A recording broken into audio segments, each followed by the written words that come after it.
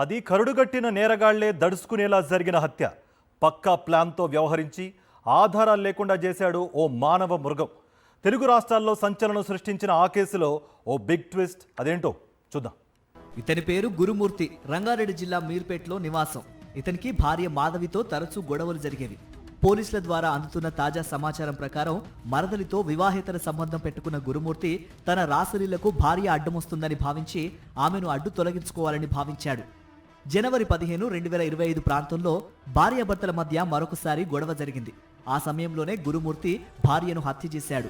Dead body ఆనవాలు లేకుండా చేయాలని పథకం వేసి చాలా పకడ్బందీగా అమలు చేశాడు. భార్య కనిపించడం లేదని కథ అల్లాడు.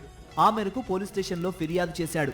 అయితే ఎంతటి తెలివైన నేరస్తుడైనా ఎక్కడో ఏదో ఒక ఆధారం వదిలిపెడతాడనే సూత్రాన్ని ఆధారం చేసుకుని పోలీసులు అత్యంత చాకచక్యంగా వ్యవహరించారు. స్పాట్లో దొరికిన టిష్యూ పేపర్లను ఆధారం చేసుకుని వాటి మీద ఉన్న డిఎన్ఏ, మాధవి పిల్లల డిఎన్ఏ రెండూ ఒకటే అని డిఎన్ఏ టెస్ట్ ద్వారా తెలుసుకున్నారు. అనంతర విచారణలో భార్యను గురుమూర్తే చంపాడు అని నిర్ధారణ చేసుకున్నారు. ఈ విచారణలో గురుమూర్తి పోలీసులకు చెప్పిన విషయాలు అప్పట్లో చర్చనీయాంశంగా మారాయి. భార్యను చంపి ముక్కలు ముక్కలుగా నరికి కుక్కర్లో వేసి ఉడికించి ఆ తర్వాత మాంసం ముక్కలను తీసుకువెళ్లి సమీపంలోని డ్రైనేజీలో పడేశాడు. ఎముకలను కాల్చి పొడి చేసి దగ్గరలోని చెరువులో కలిపాడు. ఈ హత్య ఈ ఏడాది జనవరి నెల 15న జరగ్గా అదే నెల 22న సాయంత్రం వెలుగులోకి వచ్చింది. అంతవరకు భార్య మిస్ అయిందంటూ గురుమూర్తి ఇతర కుటుంబ సభ్యులు హడావిడి చేశారు. కానీ పోలీసులు అసలు విషయాన్ని బయటపెట్టి గురుమూర్తి హత్య చేశాడని తేల్చారు. సంచలనాత్మకంగా మారిన ఈ కేసు తీవ్రతను పరిగణలోనికి తీసుకుని ప్రభుత్వం ఫాస్ట్ ట్రాక్ కోర్టును ఏర్పాటు చేసింది. అక్టోబర్ నుంచి రోజువారీ విచారణ జరుగుతోంది.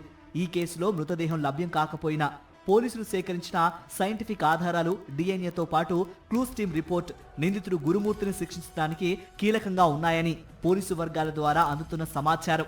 గురుమూర్తి భార్య మాధవి హత్యకి పలు కారణాలున్నాయని మొదట్లో ప్రచారం జరిగినప్పటికీ చివరకు గురుమూర్తికున్న వివాహేతర సంబంధమే కారణమని తెలుస్తోంది. దీనికి సంబంధించి తాజాగా మరొక కీలకమైన విషయం వెలుగులోకి వచ్చింది. రంగారెడ్డి జిల్లా కోర్టులో జరుగుతున్న ఫాస్ట్ ట్రాక్ విచారణలో భాగంగా ఈ అప్డేట్ వెలువడింది.